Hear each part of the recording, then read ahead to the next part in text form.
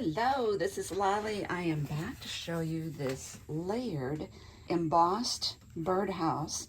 When I went to Creativation this year, I came back and showed you a video about this, the Lisa Horton ulti-mate 2 tool. Now, I showed you her demonstrating it, so I thought I would demonstrate it myself now. This is a really nice, thick, solid mat here. And I just push it all the way against these prongs. If you are left-handed, rotate it so that these are on the right side. It might be a little easier for you because then you don't have to lean over this to do your stenciling. So all I have to do is put the cardstock in here. Now you can cut this down to size. I did cut this down just so it's not hanging over the edge. Now this is the set that I got. It's the layering stencils. There's 11 stencils, and this one is Home Tweet Home. And I like to have this out because I can look at the colors as I'm inking. The stencils come like this, all 11 of them, and I'm getting, with the glare, you can see that number right there. They are all numbered. They come in order, but in the process of you using them and cleaning them, you may lose the order. I know I do. Okay, and then the other thing I purchased, which is separate, you do not have to die cut, you do not have to emboss, but I bought this. It's the set of die cutting and embossing.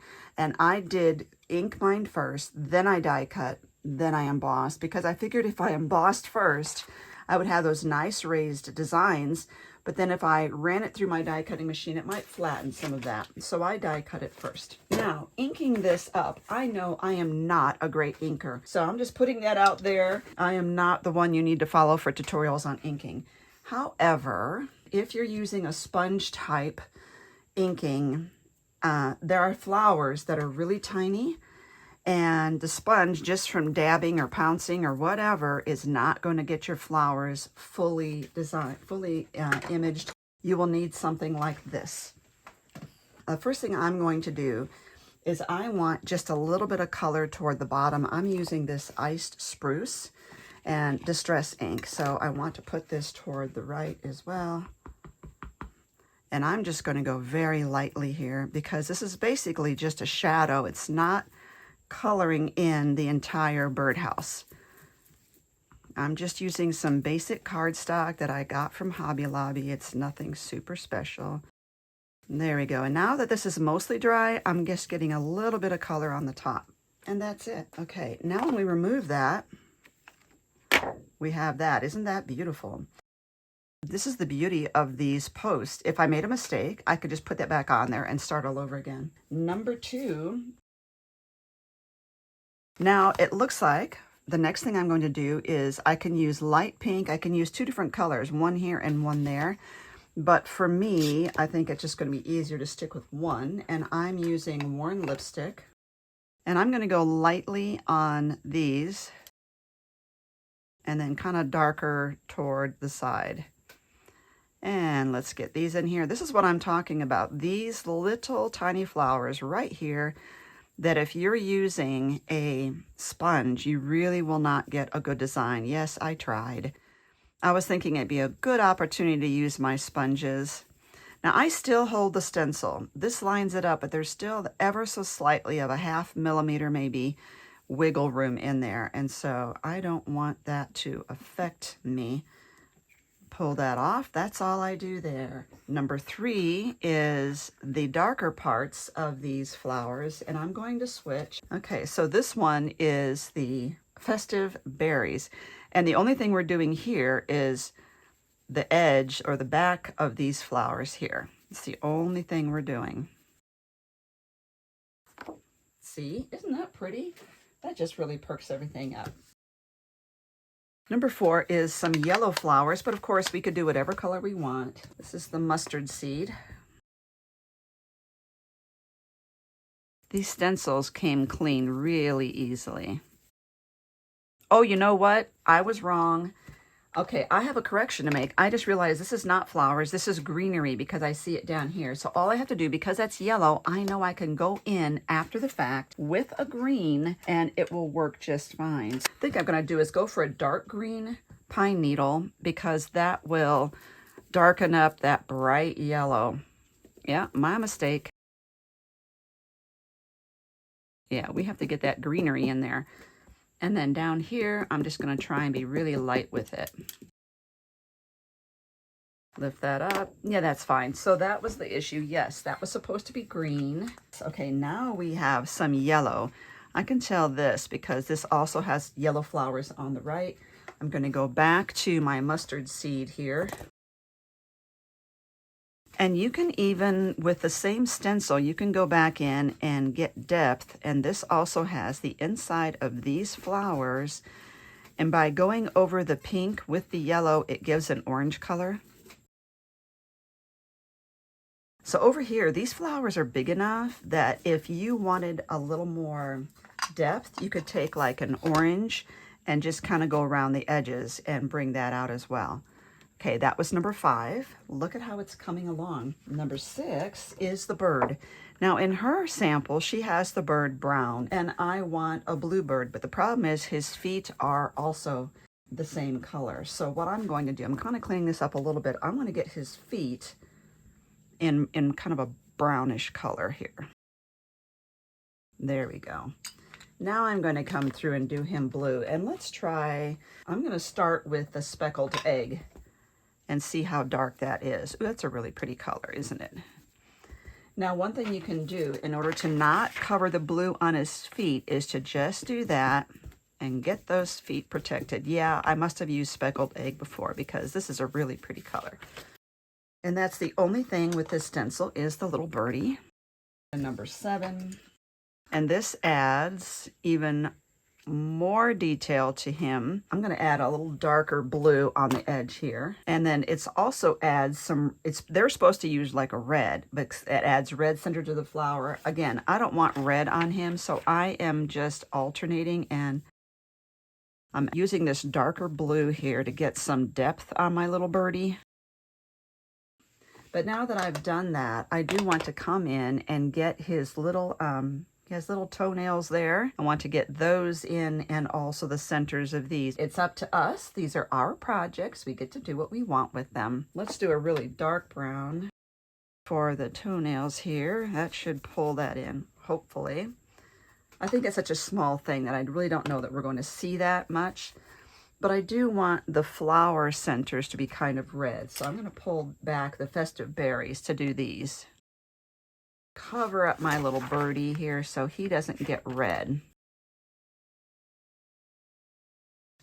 And that's all for that stencil. Number 8. And this is the roof here. And so this is like a darker grayish color. I'm going to use this iced spruce. The nice thing about this is you could put your ink pad on it. Your ink pad's not going to slide around. And also it goes over the little birdie beak right there. Nice and dark. Number 9. And this is a little brown edge there on the roof. So I'm going to come in and use gathered twigs. And it's also the bottom wooden part of the birdhouse. And now we need number 10. Now this is all of the twigs. Let's try brushed corduroy and see where that gets me. And if I don't like it, I can come in and darken it up. But I wanted a different color brown than the browns that are on the birdhouse. This is very relaxing. I mean, I know you're watching a video, I'm explaining all this, it can get kind of boring, but you know what? This is the kind of relaxing stuff I like to do while watching television. Now there's also some vertical stripes in the birdhouse, and I'm going to hit those lightly. I don't want them too dark. They don't have to be perfect. And there's also these little spots on the bird's belly, and so I'm getting those in there. Okay. It's coming alive. And then number 11, and this, as you notice, is the final one. And I am going to use, they kind of have this burgundy color, and I'm going to grab that. This burgundy color that I have is aged mahogany. So what that does is it gives me these little dots on the bottom here, the bird's eye, and this heart. So this is the opening of the birdhouse. It is a dark recessed area, so I'm okay with that getting pretty dark, but I still want a little bit of extra darkness around the edges, so I'm really hitting the edges better. So now we have our fully completed bird. Isn't that perfect? It is so stunning and so brilliant. You could at this point just make it right into a card. You could put a sentiment right across there, whatever you want to do. I'm going to play around. The first thing I'm going to do is take this and get it die cut. Now you'll notice that the die edge is on the inner aspect of the die, so that might help you as you're lining this up. But because I did spend the time coloring, I want to make sure that I don't mess up and misdye it. So I am going to tape this with my yellow tape, and it's perfect. The dye works so well. Little tip here, when you put this in your die folder, if you have one of these, and that is not to line it up here and try to close it, but to actually line it up with the front where you can see. So that's what I'm doing. You don't need to use any tape on this. I'm just lining it up. Now, while I'm holding this on one side, I'm going to pinch the right and pull my hand out, and now it's perfectly aligned. And let's emboss that. Now, all the different manufacturers have different sandwich solutions for their die cutting, their embossing, etc. I have found that with this particular embossing folder, I'm using a Big Shot die cutting machine. I'm using the entire platform. I didn't take any of the pages out. I'm putting this on the platform and the magic mat over it, and it does a really good job. So now that we open that, you can even see from the back, look at that embossing detail. All right, now I'm going to use this, which is a magnetic media mat from Tonic Studios. And you can see I haven't cleaned it up since the last time. Very strong, but I know that there's glare on here, and that is one of the reasons that I don't use glass mats. What I'm going to do is to just ink up a background here. So I'm going to start off with the iced spruce across the top here. But I know a part of it has to do with which paper you are using, and it does make a big difference.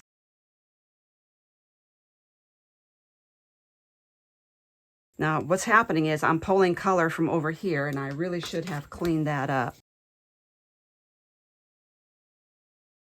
Looks like I need a re-inker here. There we go. Now we're getting some color in there.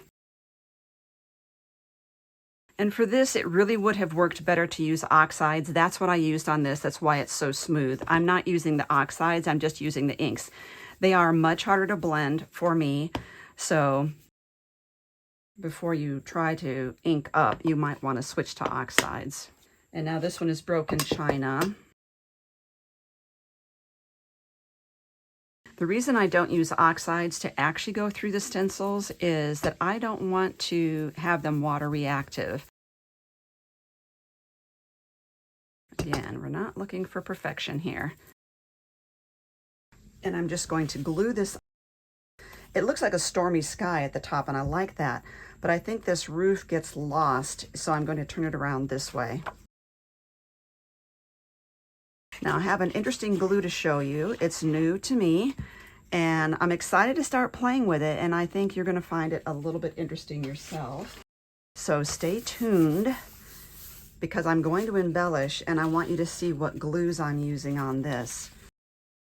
Now I used foam tape on this, so I think I will on this. It really does add to the dimensionality of the card.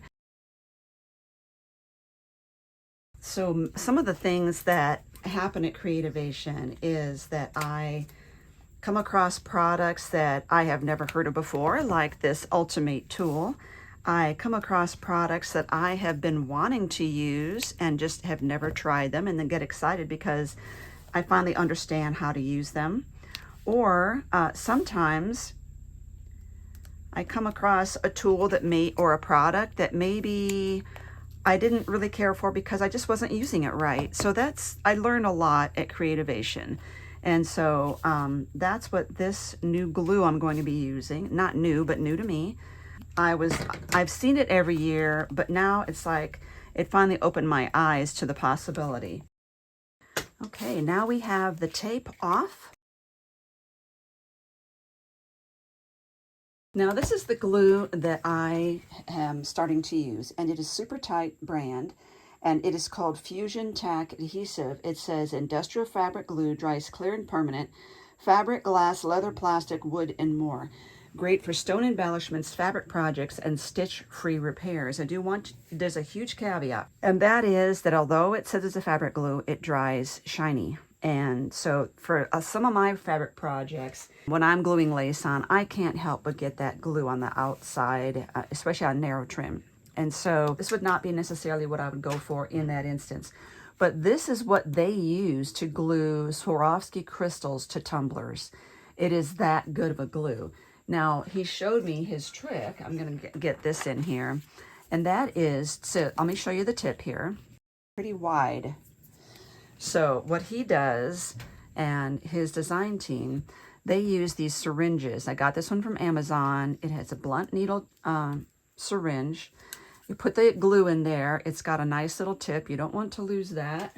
And then all you have to do is squirt it out in tiny little increments. It's perfect.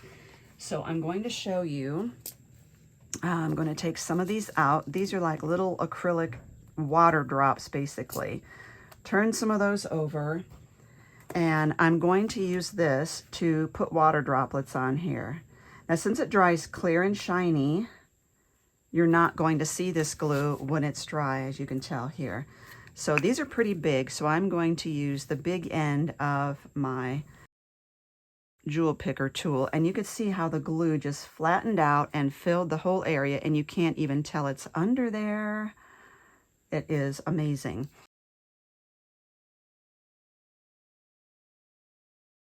Now, if your jewel picker tool stops being gummy, just rinse it off. You just rinse off the ends, let it air dry. Don't towel it dry, or you'll get fuzzies all over it. You can use any kind of flat back rhinestones, flat back pearls, flat back anything.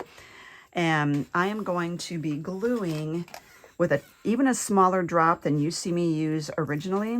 I'm going to be gluing these all over everywhere where there's a yellow flower.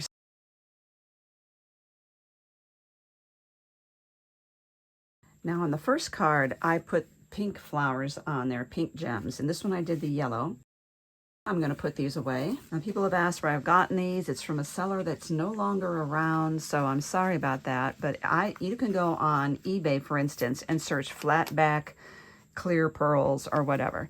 And now I'm going to glue something in the center of these. I'm going to use red because these kind of look like poppies. And I'm going to tell you, I have another use of this glue that I think you're going to be really happy about because it has changed my world. I think it's going to change yours as well.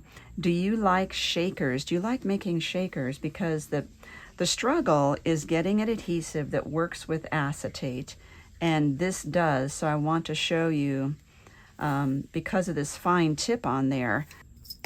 Now I'm going to put this hot pink in the center of these flowers.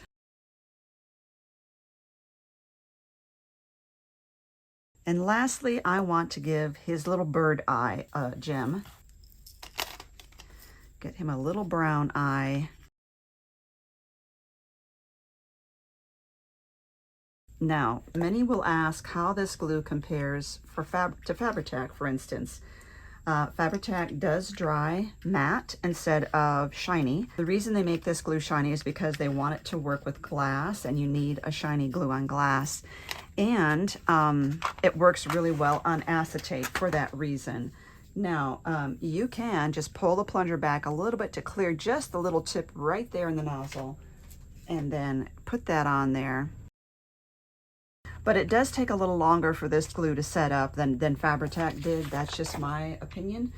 And then this is an example of a shaker that I did, and it is holding real well. But because it takes a little longer to set up, I did have to put clamps all the way around, but it's doing really great. In the past, I have used liquid fusion for acetate, and I haven't been as happy with the results as I am with this, which is Fusion Tack Adhesive.